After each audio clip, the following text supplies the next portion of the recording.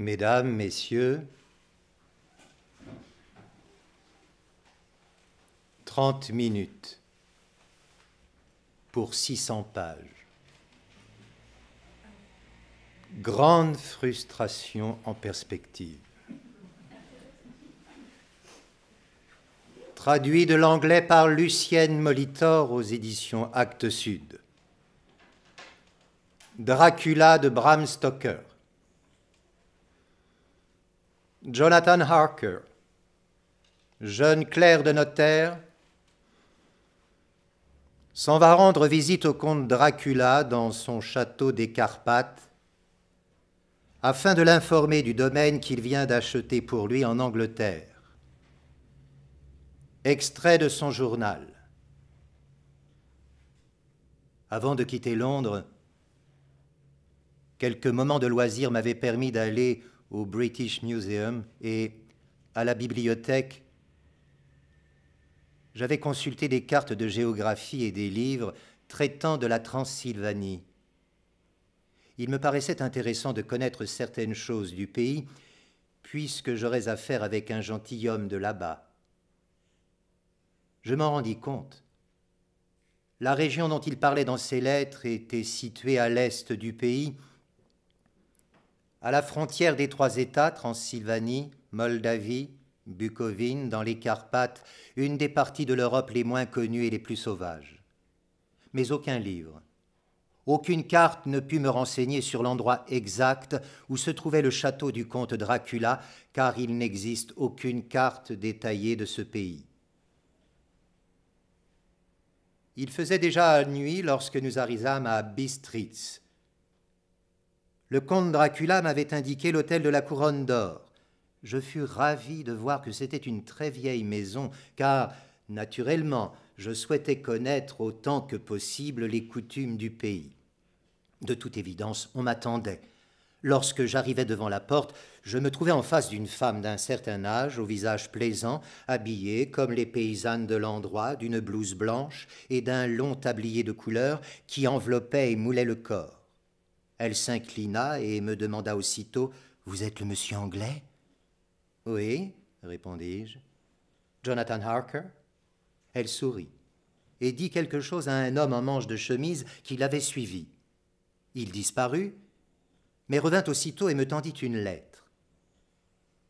Voici ce que je lus. « Mon ami, soyez le bienvenu dans les Carpates. Je vous attends avec impatience. Dormez bien cette nuit. La diligence part pour la Bucovine demain après-midi à 3 heures. Votre place est retenue. Ma voiture vous attendra au col de Borgo pour vous amener jusqu'ici. J'espère que depuis Londres, votre voyage s'est bien passé et que vous vous féliciterez de votre séjour dans mon beau pays. Très amicalement, Dracula. » Le propriétaire de l'hôtel avait lui aussi reçu une lettre du comte, lui demandant de me réserver la meilleure place de la diligence. Mais lorsque je voulus lui poser certaines questions, il se montra réticent et prétendit ne pas bien entendre l'allemand que je parlais. Un mensonge, assurément, puisque jusque-là, il l'avait parfaitement compris. Lui et sa femme échangèrent des regards inquiets, puis il me répondit en bafouillant que l'argent pour la diligence avait été envoyé dans une lettre et qu'il ne savait rien de plus. Quand je lui demandai s'il connaissait le comte Dracula et s'il pouvait me donner certains renseignements au sujet du château, tous les deux se signèrent, déclarèrent qu'ils en ignoraient tout et me firent comprendre qu'ils n'en diraient pas davantage.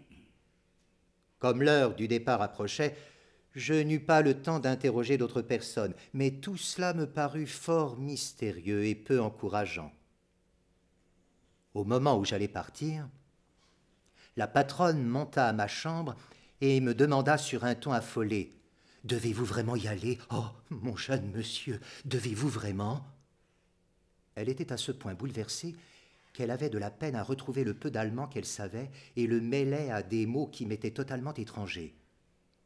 Quand je lui répondis que je devais partir tout de suite et que j'avais à traiter d'une affaire importante, elle me demanda encore « Savez-vous quel jour nous sommes ?» Je répondis que nous étions le 4 mai.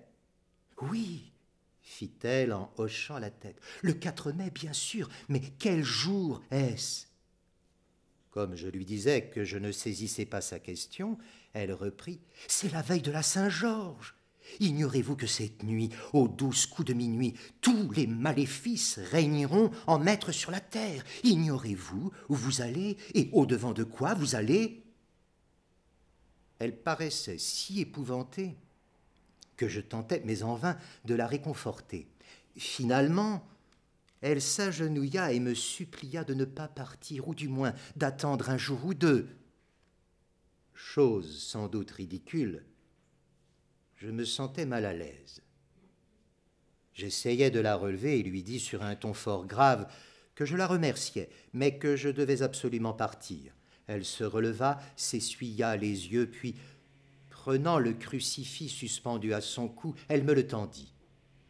Je ne savais que faire, car, élevé dans la religion anglicane, j'avais appris à considérer de telles habitudes comme relevant de l'idolâtrie. Et pourtant, j'aurais fait preuve, me semblait-il, d'impolitesse en repoussant ainsi l'offre d'une dame âgée qui ne me voulait que du bien et qui vivait, à cause de moi, des moments de véritable angoisse. Elle lut sans doute sur mon visage l'indécision où je me trouvais. Elle me passa le chapelet autour du cou en me disant simplement « Pour l'amour de votre mère ». Puis elle sortit de la chambre. J'écris ces pages de mon journal en attendant la diligence qui, naturellement, est en retard. Et la petite croix pend encore à mon cou. Ah, voici la diligence. Le voyage me sembla interminable. Sans doute m'étais-je endormi quand tout à coup je m'aperçus que le cocher faisait entrer les chevaux dans la cour d'un grand château en ruine. Une grande porte s'entr'ouvrit. Devant moi se tenait un grand vieillard rasé de frais, si l'on excepte la longue moustache blanche, et vêtu de noir des pieds à la tête, complètement de noir, sans la moindre tache de couleur nulle part. Il tenait à la main une ancienne lampe d'argent, dont la flamme brûlait sans être abritée d'aucun verre, vacillant dans le courant d'air et projetant de longues ombres tremblotantes autour d'elle. D'un geste poli de la main droite, l'homme me pria d'entrer et me dit en un anglais excellent, mais sur un ton bizarre. « Soyez le bienvenu chez moi. Entrez, de votre plein gré. Entrez. » Il n'avança pas d'un pas vers moi. Il restait là, semblable à une statue, comme si le premier geste qu'il avait eu pour m'accueillir l'avait pétrifié. Pourtant, à peine avais-je franchi le seuil qu'il vint vers moi, se précipitant presque, et de sa main tendue, saisit la mienne avec une force qui me fit frémir de douleur, d'autant plus que cette main était aussi froide que de la glace. Elle ressemblait davantage à la main d'un mort qu'à celle d'un vivant. Il répéta « Soyez le bienvenu chez moi. Entrez, de votre plein gré. Entrez sans crainte. » Et laissez ici un peu du bonheur que vous apportez. Le comte Dracula, fis-je. S'inclinant courtoisement, il répondit « Oui, c'est moi, le comte Dracula, et je vous souhaite la bienvenue dans ma maison, monsieur Harker.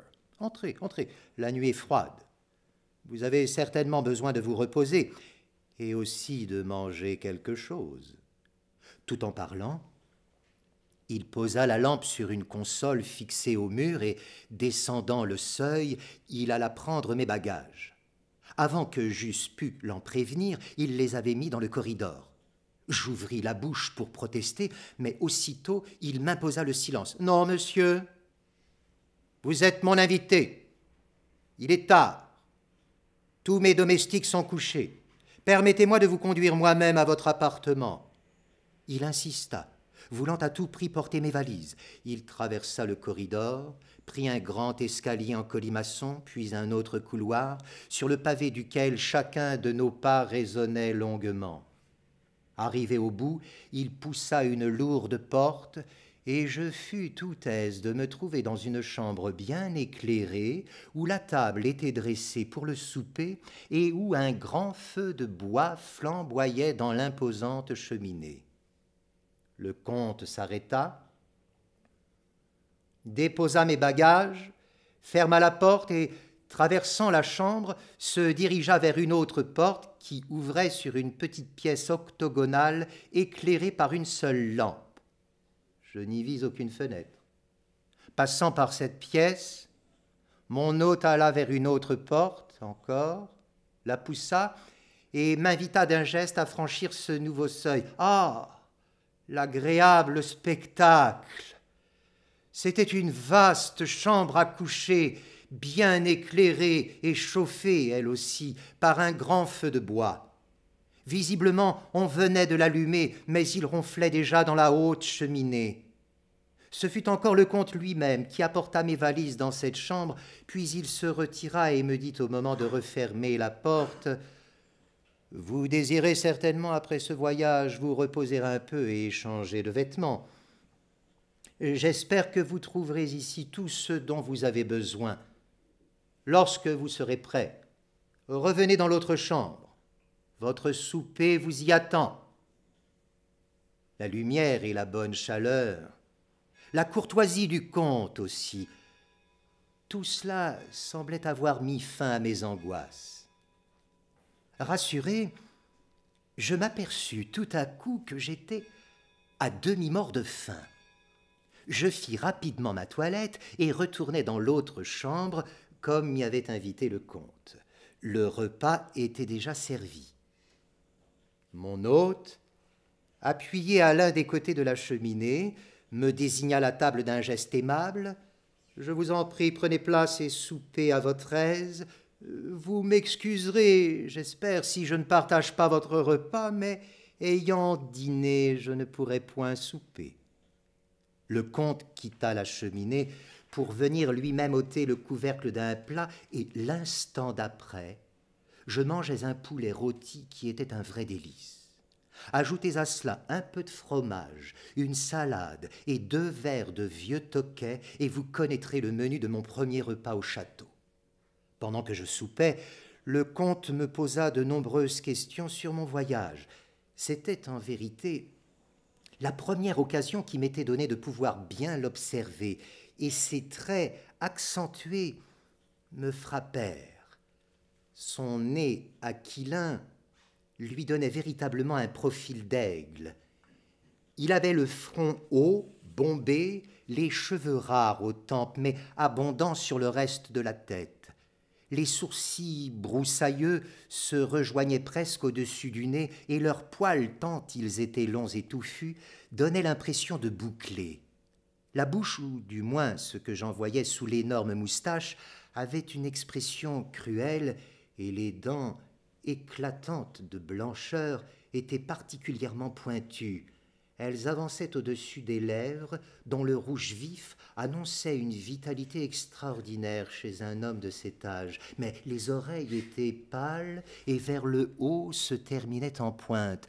Le menton large annonçait lui aussi de la force, et les joues, quoique creuses, étaient fermes. Une pâleur étonnante. Voilà l'impression que laissait ce visage. J'avais bien remarqué, certes, le dos de ses mains qu'il tenait croisées sur ses genoux, et à la clarté du feu, elles m'avaient paru plutôt blanches et fines, mais maintenant que je les voyais de plus près, je constatais au contraire qu'elles étaient grossières, larges, avec des doigts courts et gros. Aussi étrange que cela puisse sembler, le milieu des paumes était couvert de poils. Toutefois, les ongles étaient longs et fins, taillés en pointe. Quand le comte se pencha vers moi et me toucha, je ne pus m'empêcher de frémir. Peut-être son haleine sentait-elle mauvais? Toujours est-il que mon cœur se souleva et qu'il me fut impossible de le cacher. Le comte sans aucun doute le remarqua, car il recula en souriant d'un sourire qui me parut de mauvais augure et qui me laissa encore mieux voir ses dents proéminentes. Puis il alla reprendre sa place près de la cheminée. Nous restâmes un bon moment sans parler, et comme en regardant autour de moi, je levai les yeux vers la fenêtre, je la vis qui s'éclairait des premières lueurs de l'aube. Un lourd silence semblait peser sur toute chose. Pourtant, en écoutant attentivement, j'eus l'impression d'entendre des loups hurler dans la vallée. Les yeux de mon hôte brillèrent, et il me dit « Écoutez-les, les enfants de la nuit, écoutez-les, en font-ils une musique ?» Lisant sans doute quelque étonnement sur mon visage, il ajouta « Ah, monsieur, des citadins comme vous ne pourront jamais éprouver les sentiments du chasseur. » Pensant soudain à autre chose, il se leva. « Mais vous devez être fatigué. Votre chambre est prête et demain vous dormirez aussi tard que bon vous semblera. Pour moi, je devrais m'absenter jusque dans l'après-midi. Dormez donc autant que vous en avez envie et faites de beaux rêves. » S'inclinant courtoisement, toujours si courtoisement pour me laisser passer, il ouvrit la porte de la petite pièce octogonale et de là je gagnai ma chambre à coucher. En commençant ce journal, je craignais d'être diffus, mais à présent, je suis heureux de m'être dès le début arrêté sur chaque détail, car ce château, ainsi que tout ce qu'on y voit et tout ce qui s'y passe, est si étrange que je ne puis m'empêcher de m'y sentir mal à l'aise. Je voudrais en sortir, sain et sauf, ou n'y être jamais venu. Il se peut que veiller ainsi chaque nuit mette mes nerfs à dure épreuve, et encore, s'il n'y avait que cela, peut-être supporterais-je cette existence, si au moins je pouvais parler à quelqu'un. Mais voilà, à part le comte, il n'y a absolument personne. Or, s'il faut dire le fond de ma pensée, j'ai bien peur d'être ici, la seule âme qui vive. Quand je me fus mis au lit, je dormis quelques heures à peine et, sentant que je ne pourrais pas me rendormir, je me levai. J'avais accroché la petite glace de mon nécessaire à l'espagnolette de ma fenêtre et je commençais à me raser quand, soudain, je sentis une main se poser sur mon épaule et reconnus la voix du comte qui me disait « Bonjour ».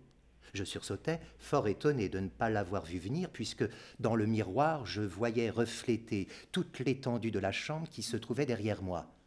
Dans mon mouvement de surprise, je m'étais légèrement coupé, ce que je ne remarquai pas au moment même.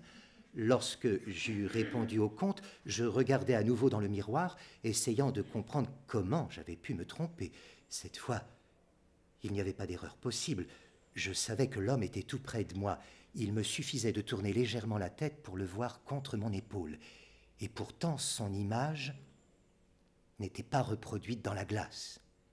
Toute la pièce derrière moi était reflétée dans le miroir. Mais il ne s'y trouvait qu'un seul homme, celui qui écrit ces lignes. Ce fait stupéfiant, venant s'ajouter à tant d'autres mystères, ne fit qu'accentuer la sensation de malaise que j'éprouve toujours lorsque le comte est là. Mais, au même moment, je m'aperçus que je saignais un peu au menton. Posant mon rasoir, je tournai la tête à demi pour chercher des yeux un morceau de coton quand le comte vit mon visage. Ses yeux étincelèrent d'une sorte de fureur diabolique et, tout à coup, il me saisit à la gorge. Je reculai brusquement et sa main toucha le chapelet auquel était suspendu le petit crucifix. À l'instant, il se fit en lui un tel changement et sa fureur se dissipa de façon si soudaine que je pouvais à peine croire qu'il s'était mis réellement en colère. « Prenez garde, me dit-il. Prenez garde quand vous vous blessez. Dans ce pays, c'est plus dangereux que vous ne le pensez. » Puis, décrochant le miroir de l'espagnolette, il poursuivit. « Et si vous vous êtes blessé, c'est à cause de cet objet de malheur. Il ne fait que flatter la vanité des hommes, mieux vaut s'en défaire. Il ouvrit la lourde fenêtre d'un seul geste de sa terrible main et jeta le miroir qui alla se briser en 1000 morceaux sur le pavé de la cour. Puis il sortit de la chambre, sans plus prononcer un mot. Quand j'entrai dans la salle à manger, le petit déjeuner était servi. Mais je ne vis le comte nulle part. Aussi, je déjeunais seul. Je n'ai pas encore vu le comte manger ou boire. Quel homme singulier! Après mon repas, l'envie me prit d'aller à la découverte, dans le château. Je me dirigeais vers l'escalier et, près de là, était ouverte la porte d'une chambre dont la fenêtre donnait sur le côté sud. De cet endroit, la vue splendide me permit de découvrir un vaste paysage.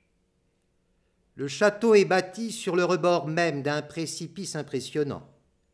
Une pierre que l'on jetterait d'une des fenêtres tomberait 1000 pieds plus bas sans avoir rien touché sur son parcours. Aussi loin que l'on puisse voir, c'est une véritable mer de cimes vertes d'arbres, entrecoupées çà et là lorsque s'ouvre un creux dans la montagne. On distingue aussi comme des fils argentés, ce sont des ruisseaux qui coulent en des gorges profondes à travers cette immense forêt. Mais je ne suis pas en humeur de décrire toutes ces beautés naturelles, car lorsque j'eus contemplé un moment le paysage, je poursuivis mon exploration.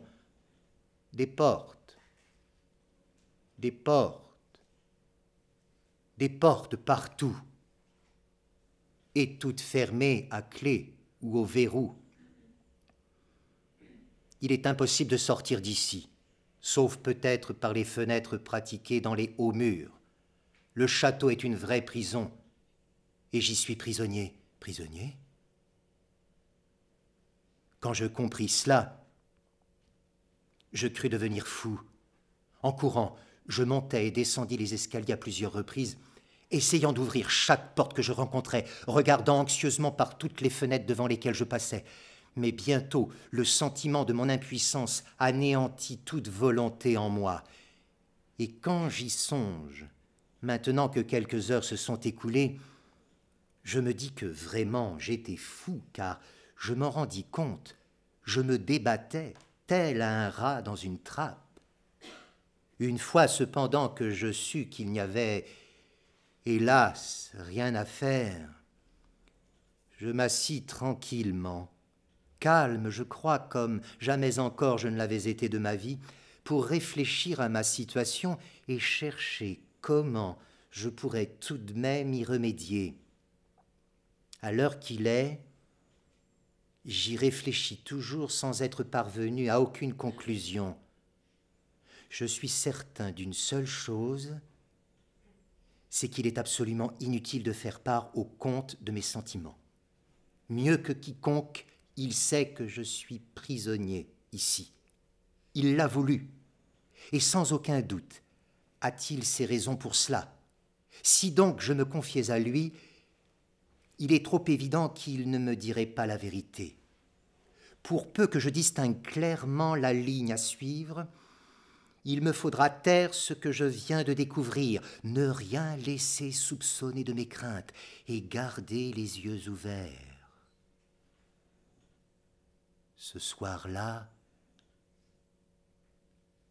comme je me penchais à la fenêtre, mon attention fut attirée par quelque chose qui bougeait, à l'étage en dessous, un peu à ma gauche. Parce que je savais de la disposition des chambres, il me sembla que les appartements du comte pouvaient se trouver précisément à cet endroit. La fenêtre à laquelle je me penchais était haute, d'embrasures profondes, avec des meneaux de pierre. Quoique abîmé par les ans et les intempéries, rien d'essentiel n'y manquait.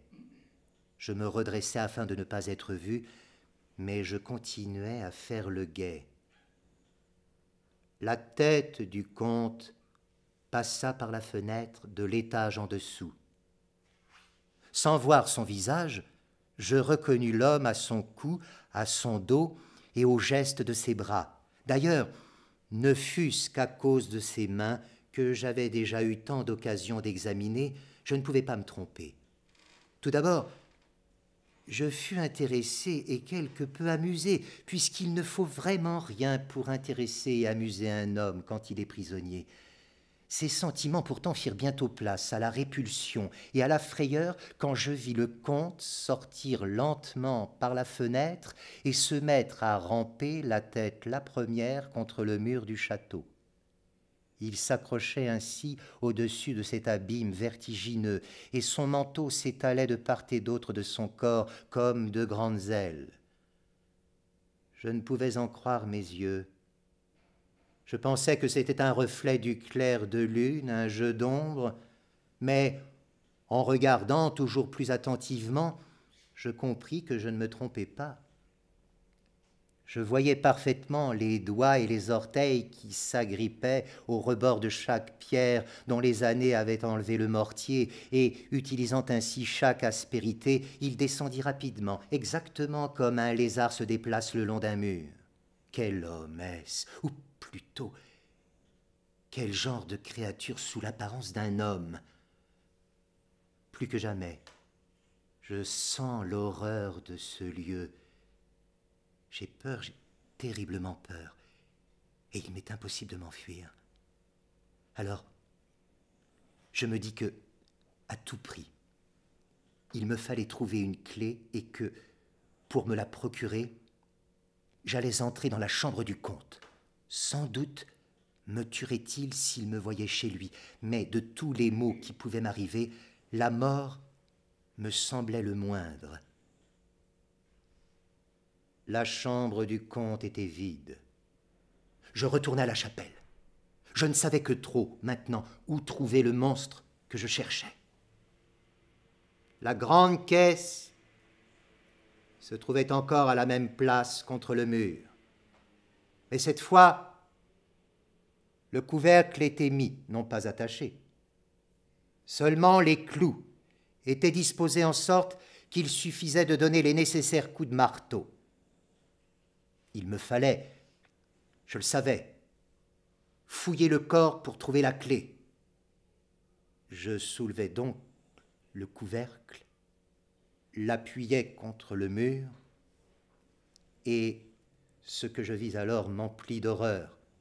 Oui, le comte gisait là, mais il paraissait à moitié rajeuni, car ses cheveux blancs, sa moustache blanche était maintenant d'un gris de fer. Les joues étaient plus pleines et une certaine rougeur apparaissait sous la pâleur de la peau. Quant aux lèvres, elles étaient plus vermeilles que jamais, car des gouttes de sang frais sortaient des coins de la bouche, coulaient sur le menton et sur le cou. Les yeux enfoncés et brillants disparaissaient dans le visage boursouflé. On eût dit que cette horrible créature était tout simplement gorgée de sang. Je frémis quand je dus me pencher pour toucher ce corps. Tout en moi répugnait à ce contact. Mais je devais trouver ce que je cherchais, où j'étais perdu. La nuit prochaine pouvait voir mon propre corps offert en festin à l'effroyable. Je cherchais, dans toutes les poches, entre les vêtements, mais de clé, nulle part. M'interrompant, je regardais le comte encore plus attentivement. Sur ses traits gonflés errait comme un sourire moqueur qui me rendait fou. Et c'était cet être-là que j'avais aidé à s'installer près de Londres, où peut-être, dorénavant, pendant des siècles, il allait satisfaire sa soif de sang et créer un cercle nouveau, un cercle de plus en plus élargi de créatures à demi démoniaques qui se gorgeraient du sang des faibles, pensée qui, en m'affolant, devenait pour moi littéralement insupportable. Il me fallait débarrasser le monde d'un tel monstre. Je n'avais pas d'armes sous la main, mais je saisis une pelle dont les ouvriers s'était servi pour remplir les caisses et, la soulevant bien haut, je frappais avec le tranchant l'odieux visage, mais à l'instant même, la tête tourna légèrement, les yeux, brillants de tout leur éclat venimeux, rencontrèrent les miens. Je demeurai comme paralysé. La pelle tournoya dans ma main et ne fit qu'effleurer le visage, mais entailla profondément le front. Puis la pelle m'échappa, tomba sur la caisse et, comme je voulais la retirer, elle accrocha le couvercle qui retomba, me cachant l'affreux spectacle.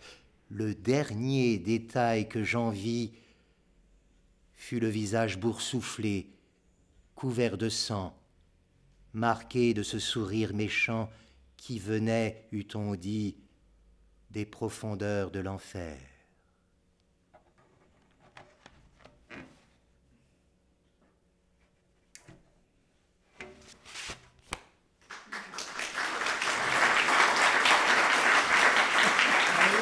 Merci.